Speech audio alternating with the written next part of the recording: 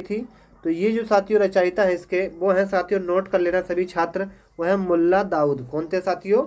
मुल्ला दाऊद। तो आपसे कभी एग्जाम में पूछ ले कि चंद्रयान के जो रचयिता थे कौन थे, तो मुल्ला दाऊद। सही आंसर क्या होगा? डी वाला। आगे पूछा गया था द्विवेदी युग नामांकन किसने किया था, यानी कि द्विवेदी युग का नामांकन किया गया था, बताइए किसके नाम पर किया गया था? तो प्यारे मित्रों ये किया गया था आपके महावीर प्रसाद द्विवेदी के नाम पर। किस पर साथियों? महावीर प्रसाद द्विवेदी के नाम पर। तो आपका राइट आंसर क्या था? ऑप्शन नंबर सी वाला।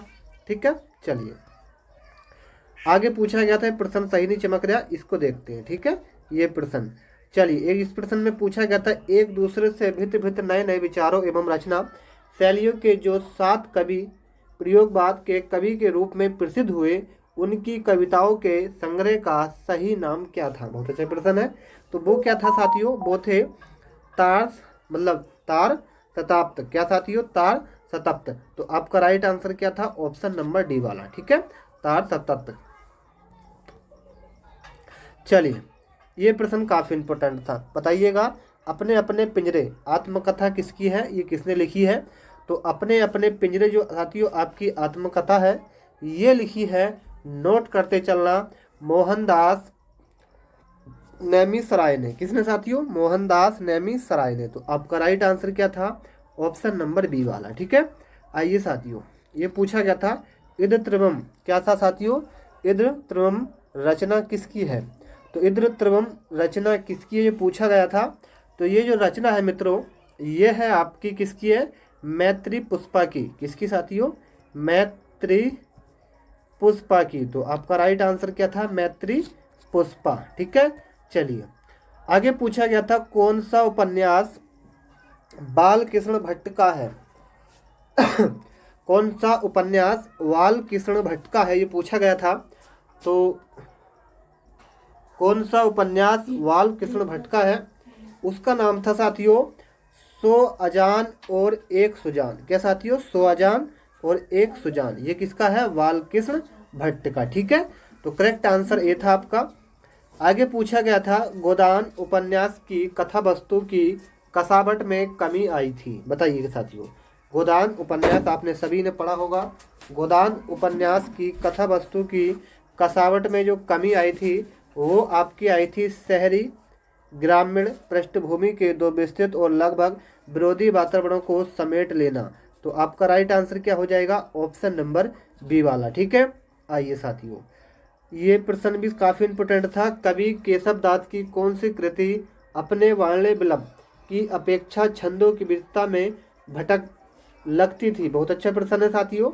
कवि केशव दास की कौन सी कृति अपने वर्ण विषम की अपेक्षा छंदों की विविधता में भटक लगती है? ये बहुत अच्छा प्रश्न था। तो ये प्रश्न का राइट आंसर था रामचंद्रिका। क्या साथियों? रामचंद्रिका।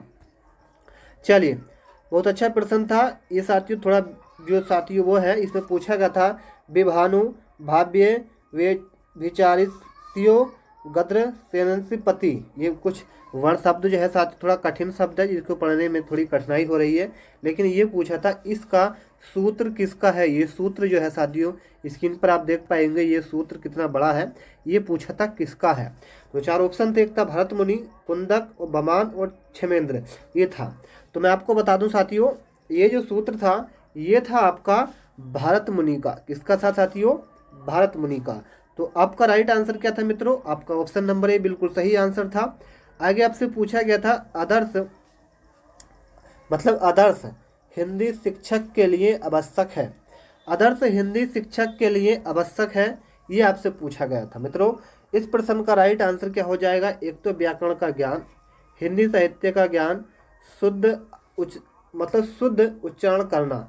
तो आपका राइट आंसर क्या हो जाएगा? डी वाला। ठीक है, तो correct answer option number D आपका बिल्कुल सही आंसर हो जाएगा मित्रों। एक प्रश्न था नाटक शिक्षण की उपयुक्त विधि आपसे पूछी गई थी। नाटक शिक्षक की सॉरी दोस्तों नाटक शिक्षण की उपयुक्त आपसे विधि पूछी गई थी मित्रों। तो ये थी आपकी कक्षा अभिनय प्रणाली। क्या साथियों? कक्षा अभिनय प्रणाली। बहुत अच्छा प्रश्न था, ये काफ़ी इंपोर्टेंट प्रश्न था। चलिए एक प्रश्न था लोक मंगल की भावना के सर्वश्रेष्ठ कवि इनमें से कौन से हैं? लोक मंगल की भावना के सर्वश्रेष्ठ कवि इनमें से कौन से हैं?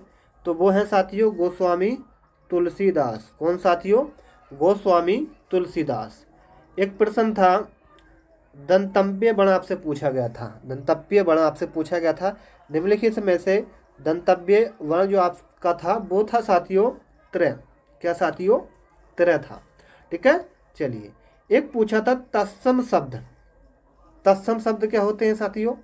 मैं आपको बता दूं, जो संस्कृत भाषा से बदलाव होते हैं, मतलब बदले जाते हैं। जैसे कि मतलब जो साथियों हिंदी भाषा से लिए गए शब्द होते हैं वो तद्भव होते हैं। तो यहाँ पर पूछा गया था तत्सम। तो तत्सम क्या होता है साथियों? ऊंट। ठीक है, तत्सम क्या होगा साथियों? ऊंट। आपसे पूछा गया था हिंदी शब्दकोश में पहले आने वाला शब्द कौन सा था? हिंदी शब्दकोश में पहले आने वाला जो शब्द था वो आपसे पूछा गया था। तो वो कौन सा था साथियों? वो था आपका वक्त। क्या साथियों? वक्त। ठीक है, करेक्ट आंसर ए था आपका। ठीक है, चलिए एक मित्र प्रश्न था कि मोक्ष की इच्छा करने वाला वाक्यांश के लिए सही शब्द क्या होगा, यानी कि एक शब्द। तो मोक्ष की इच्छा करने वाले को हम क्या कहेंगे? उसको कहेंगे मुमुक्ष। क्या साथियों? मुमुक्षु। मुमुक्षु। ठीक है, राइट आंसर सी था। चलिए एक प्रश्न आगे था, बहुत अच्छा प्रश्न था। हिंदी शब्दकोश में आ किस वर्ण से पहले आता है? हिंदी शब्दकोश में। ठीक है, तो ये आपका तो ये तो सभी जानते होंगे, इससे पहले क्या आता है? आ आता है। तो इसके बाद में क्या आता है? ये आता है। तो आपका राइट आंसर क्या था मित्रों? करेक्ट आंसर था ए। ठीक है, ये वाला, ये राइट आंसर था। चलिए एक प्रश्न काफी उपकार को ना मानने वाला, तो उपकारी हो जाएगा। उपकार को ना मानने वाला क्या होगा साथियों? कृतघ्न। क्या होगा साथियों? उपकार को मानने वाला तो उपकारी हो जाएगा, लेकिन यहाँ पर ना शब्द जोड़ा गया है तो कृतघ्न आपका राइट आंसर हो जाएगा, यानी कि शत्रु। ठीक है, चलिए ये प्रश्न था। ताजमहल का अद्भुत नमूना है, रिक्त स्थान की पूर्ति कीजिए। ताजमहल क्या है साथियों? एक किसका अद्भुत नमूना है? तो ये है साथियों आपका स्थापत्य कला का। किसका साथियों? स्थापत्य कला का। ठीक है, ताजमहल स्थापत्य कला का एक क्या अद्भुत नमूना है। तो राइट आंसर आपका डी हो जाएगा। ये तो साथियों कुछ महत्वपूर्ण प्रश्न, कैसे लगे कमेंट में बताइएगा। और आपने चैनल को सब्सक्राइब नहीं किया है तो प्लीज़ आप हमारे चैनल को सब्सक्राइब जरूर कर लें, बेल आइकन ऑन भी कर दें, ताकि आपको डेली वीडियो का नोटिफिकेशन सबसे पहले मिलता रहे। ठीक है, चलिए आगे पूछा गया था प्राकृतिक पर्यावरण में